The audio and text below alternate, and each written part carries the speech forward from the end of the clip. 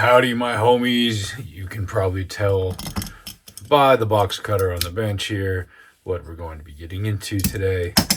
And let's actually just crack right into it because it's kind of late. And I'm going to start with something that might be a little too big for the camera. So I'll try to get a partial box shot here, but it hardly fits on the bench. So you'll see the contents. If you had a chance to check out my DM1 delay machine videos, what do you think? And if you didn't have a chance to check them out and you're interested in early analog delay, as in the first one, check it out. There's two videos. There's a kind of take it apart and talk about it and the history of it a little bit video, and then there's a listen to it video. There will be a third because eventually what I'm doing with all of these is they're going to go into some comparison videos with studio recordings. Okay, I think this can fit on the bench. I see a little thing in here from my friends at Pro Audio LA. See, what can I... This is a company that I found actually just on eBay. And I think that's probably where they primarily do business. But they do have a website here. Maybe I should go there direct next time. ProAudioLA.com. And they make custom snakes and cables.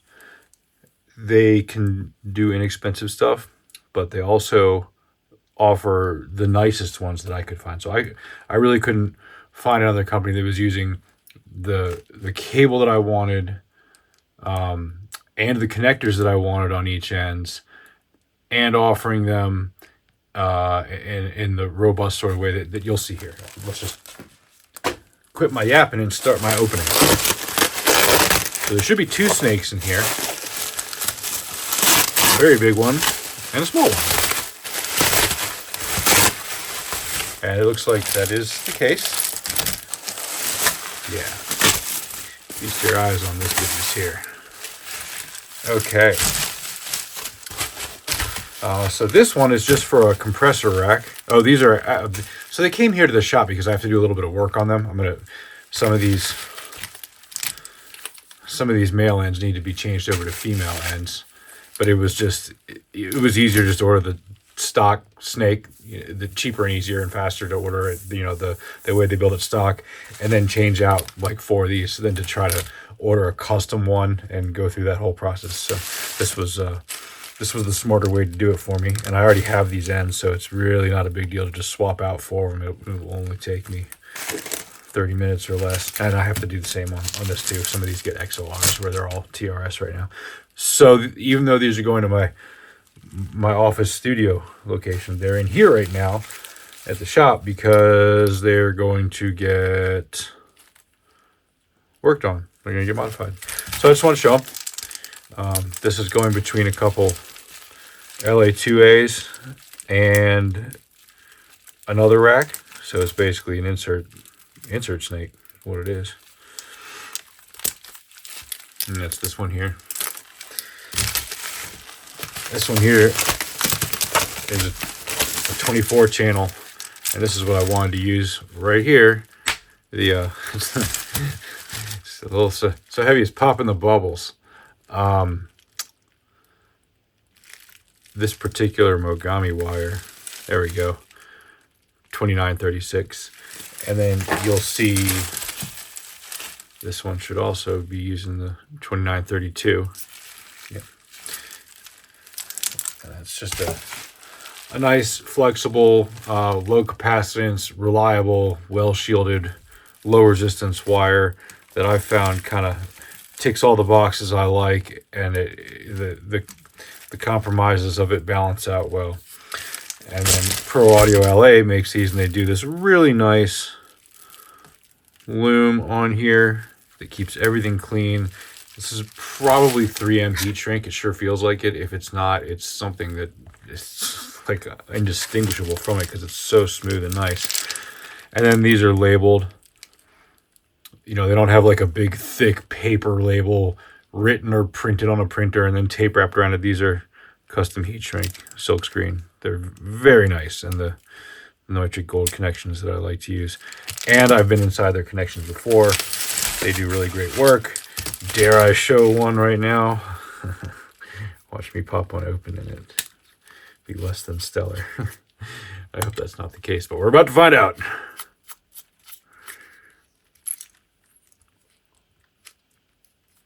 Okay.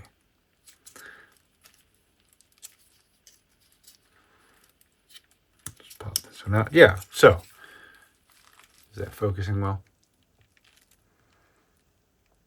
Let me do a little more. There we go. Look at that. That is beautifully soldered.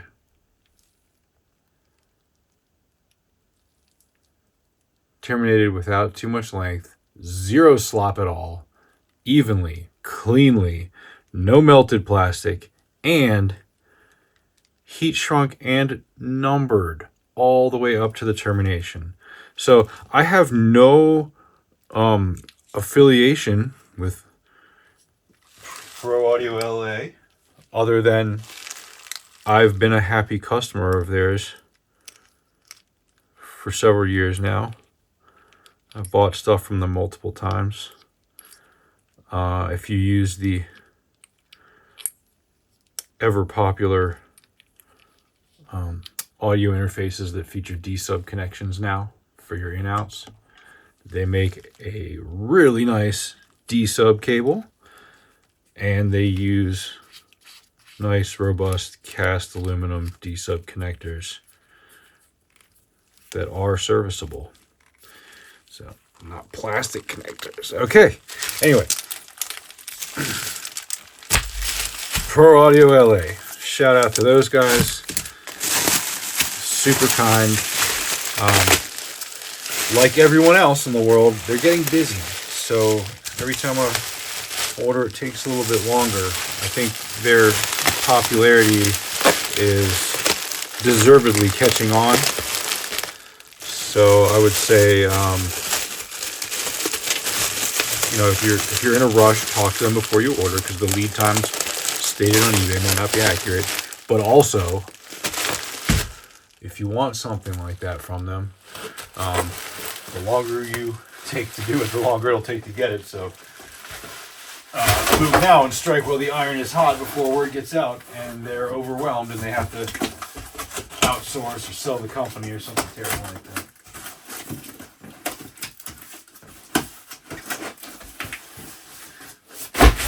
Okay, back to business as usual.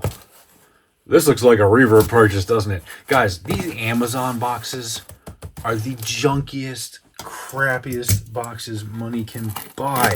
They don't even make it to you from Amazon to get commission. The cardboard is very thin. The cardboard is very weak. It's made of very poor material. I also hate packing peanuts, but that's a rant for another day.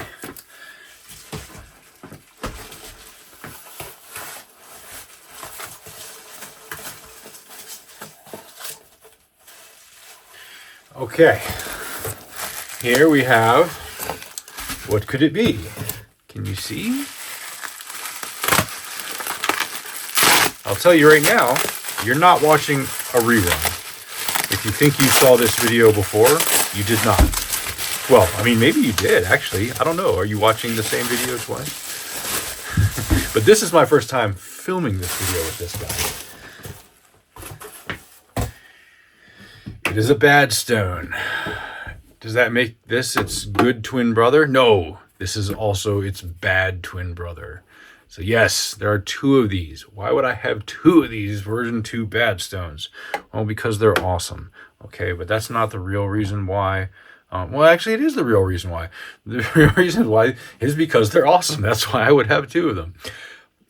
Additionally, the reason why is that Electro-Harmonix, not so consistent in the old days. I don't know how they are now. I hear they're a little better, but back in the 60s and 70s and maybe even into the 80s, these are a bunch of stoned hippies slapping crap together like just get it out the door style. And they're all different inside. There's like 700 revisions of each one.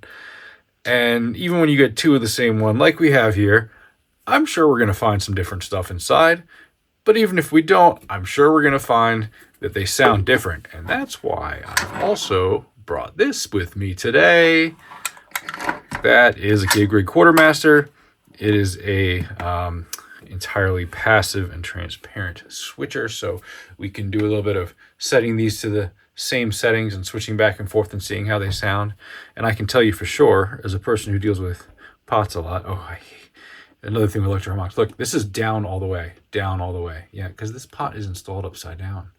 Okay, so if I put these, they'll be, at least they'll also point there for down all the way, right? No. You'll see this one points up and this one points off to the side. They're not even consistent. Why would that be? So if I turn this one all the way, it'll at least point there, right? Okay, yep, that one does. So yeah, they just, these pots have these legs that are like that long and they wrap around the circuit board and come up and get soldered underneath. And so the pot has all that room to flex and twist, and they don't sit straight. And then sometimes, rather than all three of them wrapping over this edge of the circuit board, the outside ones sometimes wrap around like that. And this one will wrap around like that. So then you have all three where like fully off is here, fully off is here, and then fully off is here. It just makes no sense at all. And here's a great example of that. I happen to have this sitting next to me. Let's turn all of these counterclockwise all the way. Oh, did they actually... Okay, so these do line up. I don't have another three in a row like that doesn't at the moment. I will. I have some others, just not here. But the graphics on these don't match. See, they plotted the graphics. See where these like hash marks stop between this one and this one? They plotted the graphics that the range of motion would be, this is fully maxed, and then this is fully off, and it would travel that way. But because they're D-shaft pots, and the knobs can't be readjusted to point a different direction on the shaft, they just borked it. Their silk screening didn't line up, and they went on like that for decades, even knowing they had like 500,000 of these pots that they were going to be using. And they made like silk screens all the time. They were constantly making new silk screens, like things that just didn't really matter. Sometimes they didn't have the hash marks. Sometimes, they would say something else, like a brand name instead of Electro-Harmonix. They might say like, what was it, like Whamgins or something? I don't know. They had like some other like music shops. Of course there was Guild early on, but so they were making lots of silk screens. They knew what pots they were going to be using for the foreseeable future because they had bought so many of them. And yet they just couldn't get that right over and over, revision after revision. It was always wrong for the longest time. Okay. That's me yapping. This is me cracking into this pedal right now. Let's do it. I don't feel anything but smoothness on these pots. That's nice. Got my my carbonated water here. Not my favorite one.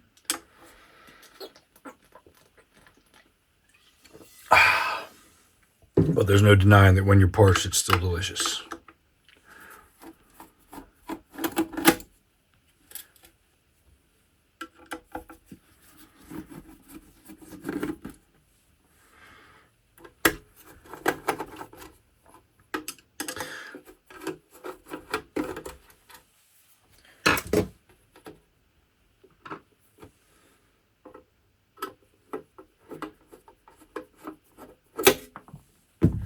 I'm not a person who really cares a lot about stats or growing a channel or, I don't make any money from this. But I did, just out of curiosity, while uploading a video, it shows you some statistics for your videos, and, recent ones below it on the same page. And I noticed that I thought this was surprising and neat. So for all these pedals, I'm basically making a video where I do this, where I open the mail and I open the pedal and take it apart and talk about it a little bit. And then a separate one, and I usually just record them all in one shot, but then a separate video gets posted where I do a demo with a guitar and play it and listen to it. Guess which one is actually the more popular, like pretty much across the board on all of them and by a good bit. It's not the listening to them ones, and I know I'm not much of a player, but you would think people would be like, oh, I get an opportunity to hear these cool vintage old pedals. And no, the more interesting thing, which is like totally up my alley, is, hey, I get an opportunity to look inside these old vintage pedals and see how they work. And I'm impressed with that.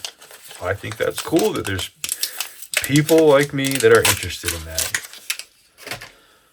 So, rock on.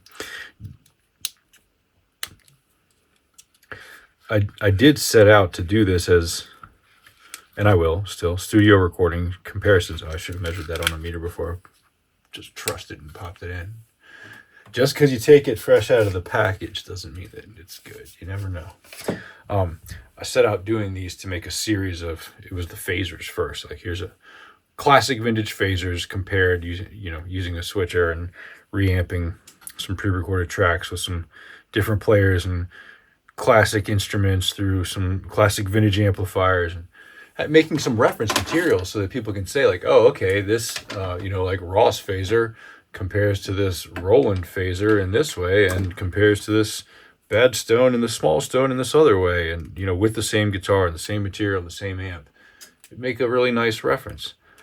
And that is the goal. But as I started collecting these classic vintage pedals to do that with, because I didn't have most of them, I had a few, I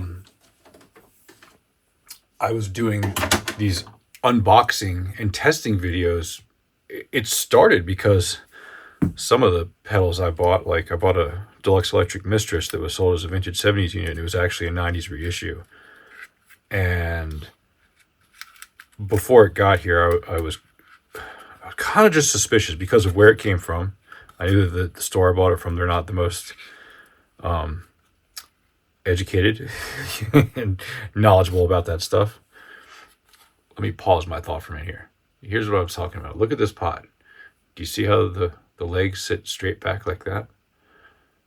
And then with this one in the middle, they sit straight back like that. But then with this one on the end, they don't sit straight back like that. They just poke out catty corner to the side for no understandable reason. And that's why that when you turn them all up all the way, all the way, all the way, all the way. D-shaped shafts, you can't move these knobs around. They have to go where they go. And that's because this pot's just turned around off to the corner. Now it looks like it is it even soldered to the board? I wonder if I can move it myself. That's an interesting one. I don't think this one is like that. Yeah, it's not. So maybe it is possible. Pretty wild. I guess we're going to find out. Should I take it apart all the way and take the board out? Yes, I will. Let's bounce back to that previous thought I was having out loud with you listening. I started doing these videos basically as a protection to myself, to say like, okay, here, if there was a potential issue, damage, pedal wasn't what it was sold as, etc., to say to the seller, or if it went that far, to the selling platform, eBay or Reverb or whatever, to say, hey, look, I did my due diligence here. Like, here I am opening the thing on camera. It's not what you sold me in one way or another. It was just pretty much that. And part of that, once you look at it and you verify authenticity and that it's not damaged. Next step is you verify function and that it works right. And so there was the unboxing video, there was the take it apart and look inside video, and then there was the plug it in and listen to it video. And it seems like other people were interested in that. And I kind of posted a few of them because I was like, well, I have these videos. It's like I already did the work, and I thought somebody might be interested in some of those vintage pedals. You don't get to see a lot of that online, to see inside them, or otherwise. You don't really get to see inside. Sometimes some of these, you know, there's not even a lot of material where you can just go listen to it. So that's how we got to where we are. Seems to interest folks. So I've just decided to keep doing that as part of the classic vintage whatever pedal series. And I'm glad that people like it. That's cool. Though I would probably do it anyway. I may not post them all, but I'd be doing it anyway. I'd probably talk less. Might still talk a little though. Yeah, you never know. Sometimes talking to yourself keeps you sane. Sometimes it's too late for keeping sane and you just talk to yourself. I don't even know which one is which, to be honest. This is a naughty move I'm doing right here. Okay. You know, there probably is a right tool for that job. I don't have it. I don't have one that small. Is that slotted? Yeah. Okay. So it's slotted, and if it had been installed not upside down, I could have used a spanner to get it off, which I do have. But it was installed upside down, so I didn't even know it was slotted. And there was no way to get it off other than what I did, I think. Okay. Yeah, so I can turn that guy. But see how these D shafts are? The pot can only go on it this way. I can't put the pot on that way, or it can only go that way. So there's really, you know, I can't turn this pot around so that these legs are facing that way because the circuit board's in the way. Let's look at this pot since it's just hanging out here loose. And we will have a look at this date. It is a 1977 CTS pot. I'm starting to think that all of these white ones on CTS stuff are 100K. But I thought I saw something that was like a 1K or a 10K that was also white. So maybe it's not that specific. Maybe like white signifies a 1, but not how many zeros there are. I don't know. The PCB is dated 1975, but the pot's dated 1977. So we know this wasn't built in 1975 because you can't jump forward in time and grab a pot from the future and then bring it back and build a pedal with it. This capacitor says 1975. Might be able to see a date on these other pots if I'm very careful.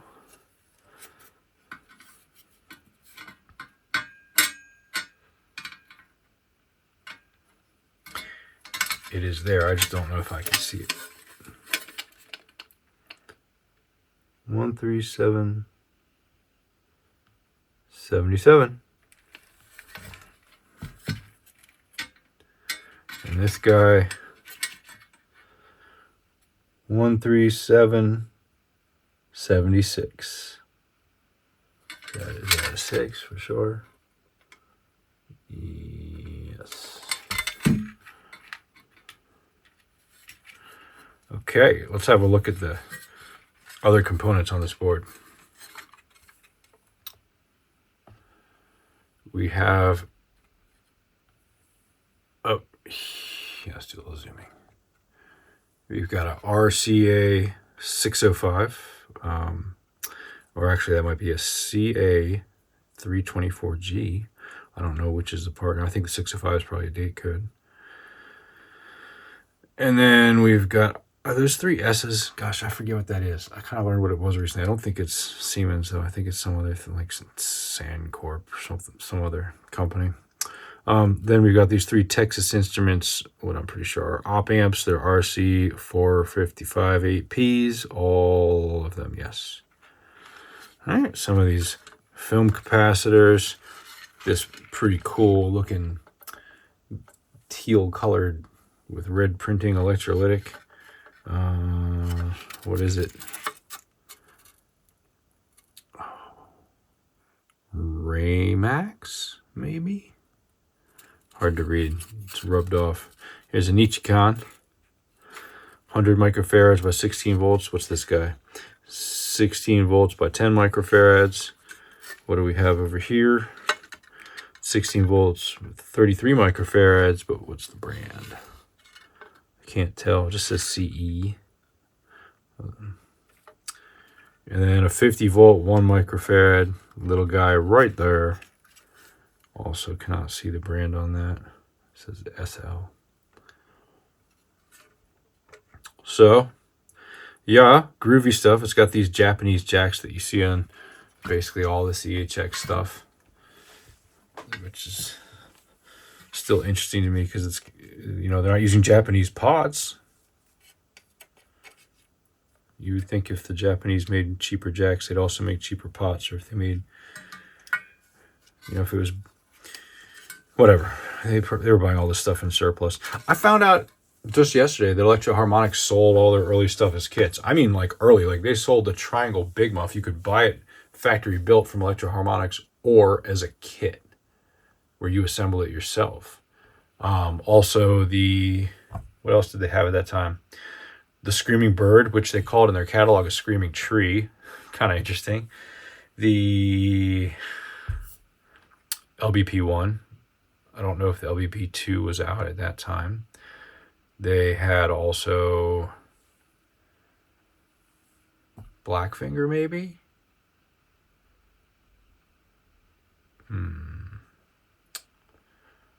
There was, something called a hair lip, which was a vocal delay in a enclosure the same as a Triangle Big Muff.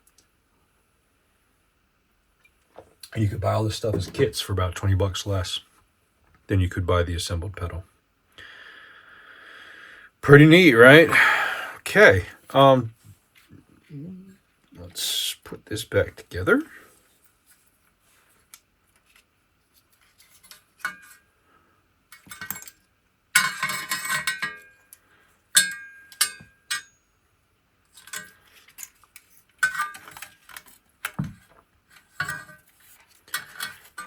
Okay, I think that works.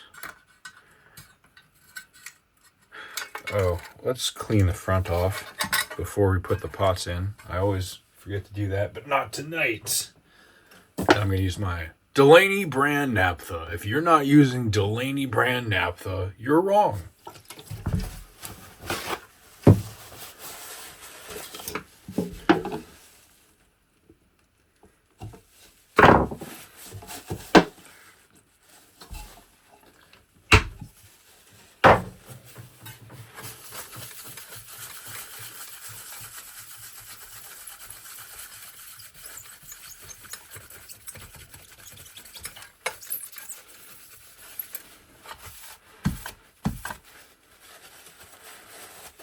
Probably should have always been using the naphtha on these rather than the rubbing alcohol. It doesn't dry them out quite as much, it seems. And maybe, because these pedals get a bit of oxidization, might even slow that down a hair or a hair lip.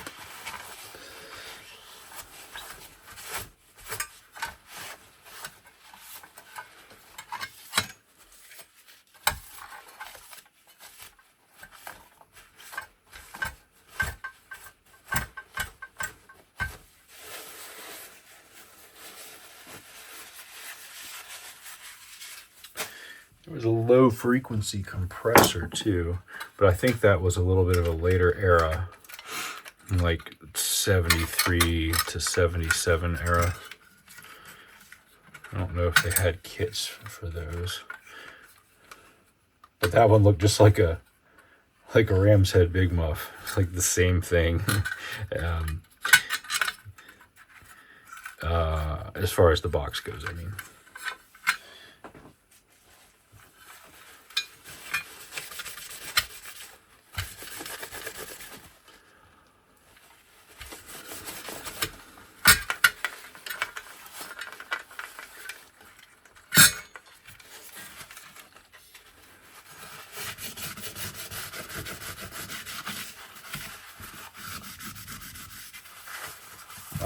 I don't know if you can see what I'm doing. I can hardly see what I'm doing myself. I'm just cleaning the inside.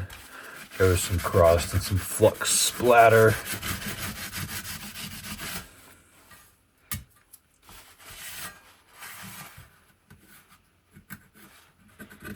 A lot of the times older flux is corrosive.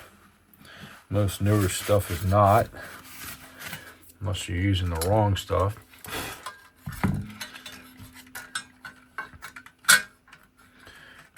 On the other hand, if they use the right stuff, a lot of older flux is also mostly beeswax. But of course, with like formaldehyde and benzene and awful things like that in it to make it stay wet and flow better and whatever. But so it's not like it's safe because it's beeswax. It's just that the majority of it happens to be beeswax. All right, my on camera and in focus here. EHX pedals are particularly difficult to do these with because the unpainted steel cases want to reflect light, and my camera wants to try and re-white balance itself, and it just gets to be a mess.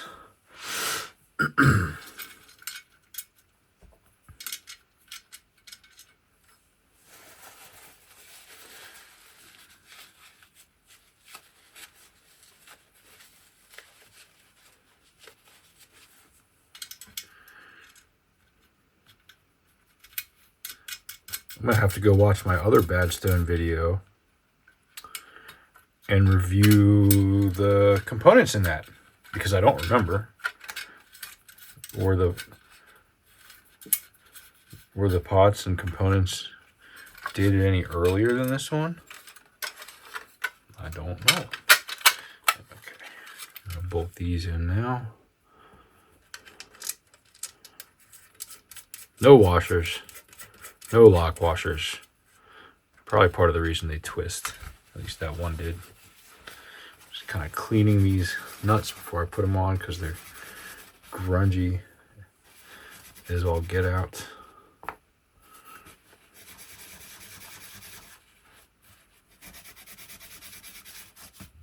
Yeah, it's nastiness.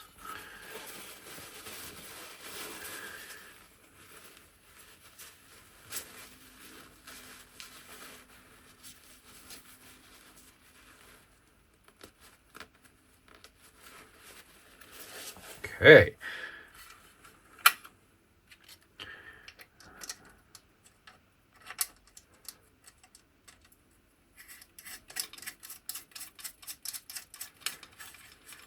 See, this other one actually had a bit of rust up there. Like, I need to give these guys some names so I can distinguish between the two of them. My 2-year-old likes to name pedals. Yeah, that's cool. Same as you would his Hot Wheels cars or his toy trains or whatever. He likes to give them names too. And sure, that makes sense because you're playing with them. You gotta call them something. All those things have names when you buy them. Otherwise, like all the Disney cars, movie cars, they have names, and all the Thomas the Train engines, they have names. So you gotta give the rest of them names. So he started naming all the fuzz faces I build and all the pedals I have. It's pretty great. They get some awesome names.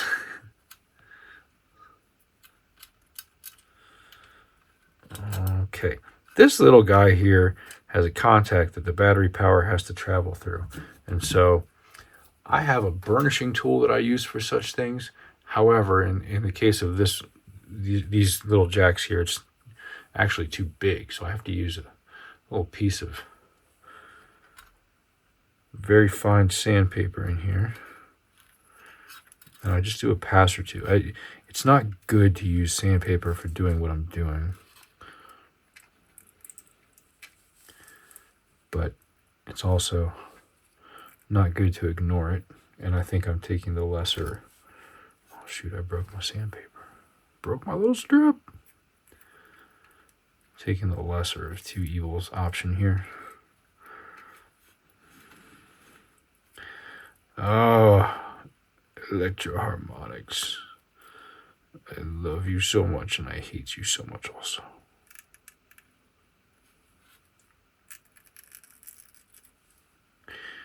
It needs to pass in the other direction too.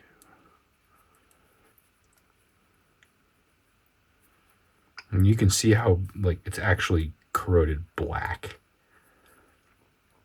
And the battery current passes through that jack when there's no plug in it in order to power the pedal. Unless it's just corroded to crap. Okay, I'm going to throw out that little strip because it's the end of its days.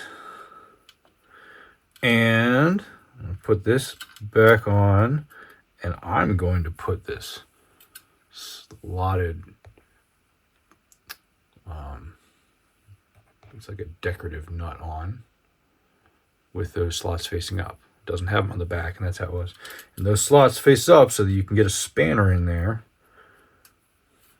which is a spanner. A wrench could be a spanner. That's another term for a wrench. But typically when we talk about a spanner now, the two tips are curved down, and then you get them in either side of that slot and turn the nut.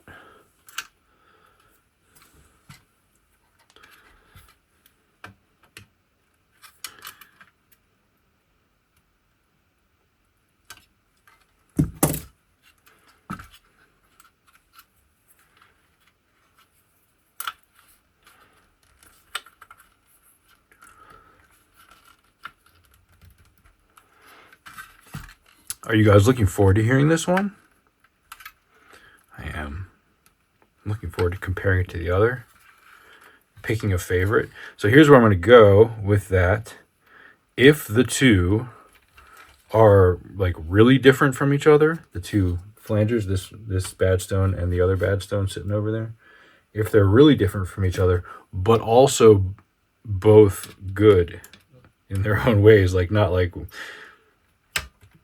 one is distinctly better than the other or something, then I will include both of them in the shootout. If they're both distinct from each other enough, I'm sure they're going to be at least a little different. And they're also just good sounding in their own right, then I'll put them both in.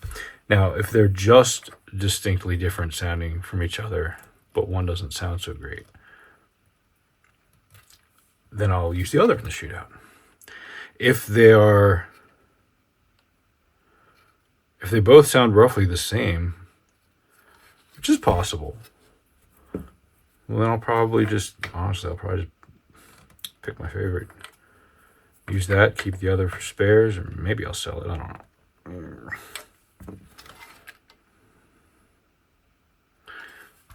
I guess I will.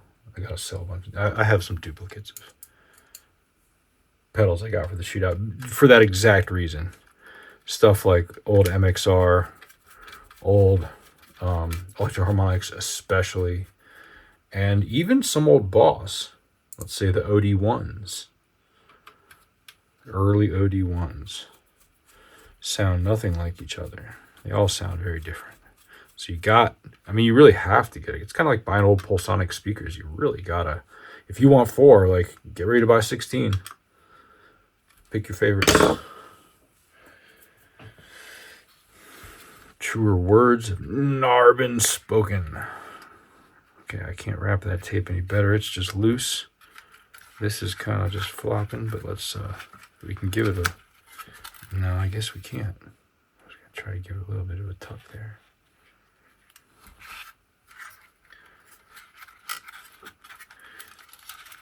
I thought maybe it sat like that and just kind of held firm, but is that right? Did I imagine that? I guess it wants to go up. And it just feels so dang floppy. Look at this pot. Can you see that soldered on there? It's not beautiful.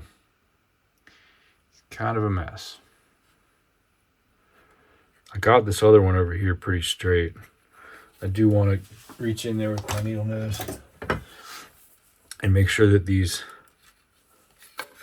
pot lugs on that one pot are not touching anything on the PCB or otherwise.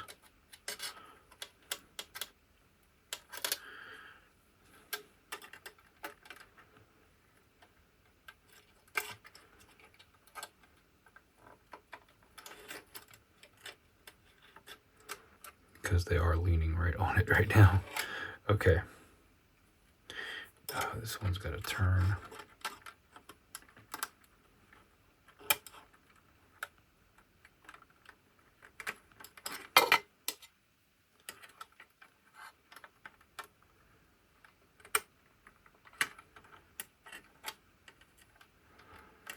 I hope I'm staying focused here on the camera. I'm focused on making this thing right. Okay, now all these wires are also too close to this jack. I'm not comfortable with that. I want to move them a little bit. I don't want to make a big change because maybe they're sitting in such a way that's kind of like a low noise arrangement. Honestly, they're probably not. Like, just knowing EHX pedals, they're probably just sitting in, like, you know, the way that they were not in the way of the assembler ashing his joint on the bench and ashtray or whatever.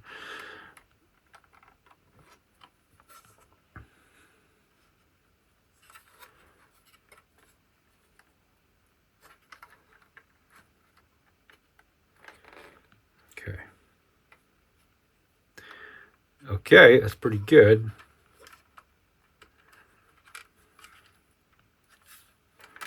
Don't like that being so floppy, but with this pot not physically connected to the board, which is how it's supposed to be,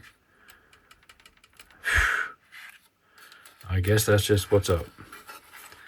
Maybe that is why it was tucked in here. I'm going to tuck it. That's just that little bit of support there makes me feel better. You gotta have a little support, man. Did I tighten these down? Ew, just that one. I know I tightened that one down. Yeah. And this is already tight, right? Yep. Okay. All right. It's give it a test time. So we got to fire up the Princeton reverb over here. Okay, this is the part where somebody in the audience picks a voltage. So who wants to call the voltage tonight? You with one blue eye and one green eye. What do you want to see here? You pick your voltage. Any number between 1 and 120. Okay, 117.2. You've got it, sir. That is the magic voltage for the evening. And it is the perfect tone voltage for where we are right here, right now. How do I know that? Because it's what I set my amp to. Duh.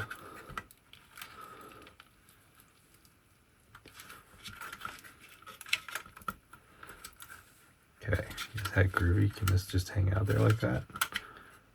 I think so. I think that's a nice firm fit. It's not going anywhere. All right. Just a quick listen through the amp.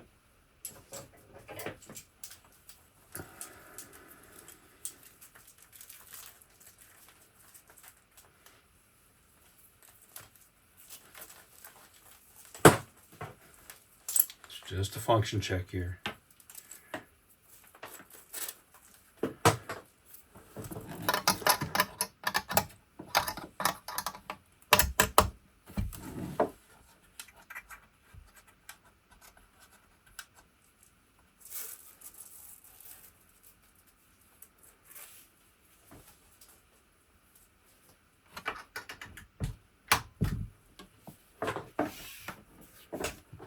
Okay.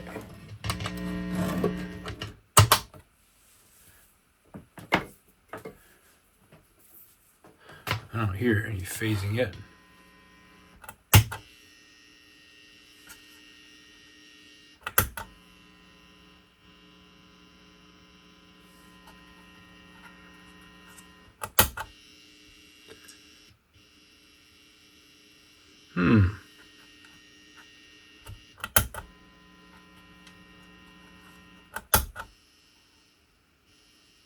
I gotta plug in a guitar. I'm not feeling too good about that. I feel like I should have heard something.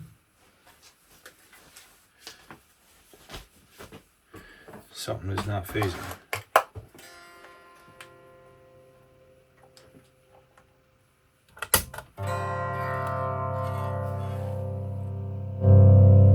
Maybe the amp just wasn't up enough to hear anything. It was down pretty much all the way. Oh yes, we're on manual, that's why. There we go. Yeah, okay, great. It's working perfect.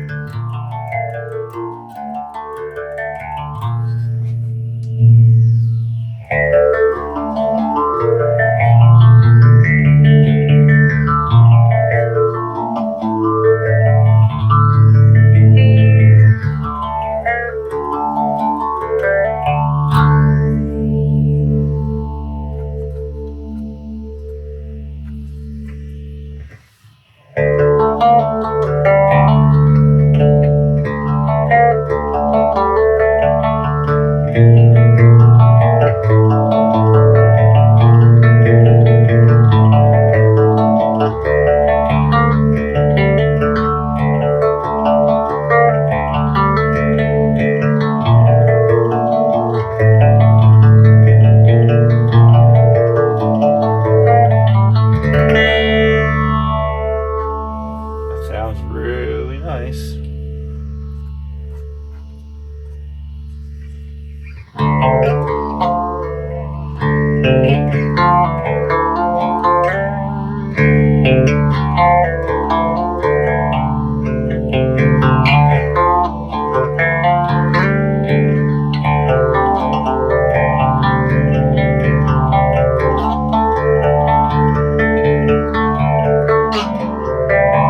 Okay, let's put this back together. Can I do it with the guitar strung around my neck? I think so. These are the kinds of calculated risks that a man must take. Huh. As I'm saying that, I have my friend Bill's guitar at my feet right now. A very nice gold top Les Paul with rewind electric pickups and electronics in it. And it took a spill off the guitar stand at church today. I'm very sad for him. It broke the headstock. He told me he was obviously up on the stage at church. He set the guitar down. He had a Hercules stand, or maybe even two. I forget what the details were. And for some reason, he couldn't set it down and set it down on a regular stand instead. And he told me the first sign he had that something was happening was that the people in the front row eyes like grew large in fear and terror. And then he heard the sound of the guitar hitting the stage, and it did. It hit right on the nut, and the headstock snapped, and the bridge volume control knob cracked. So it looked like it probably took it pretty hard.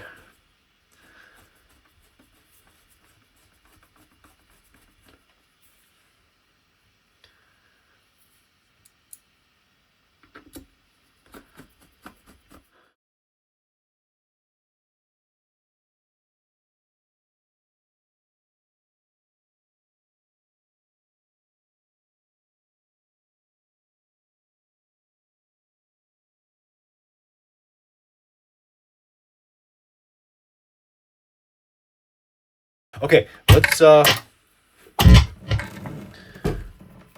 connect this up.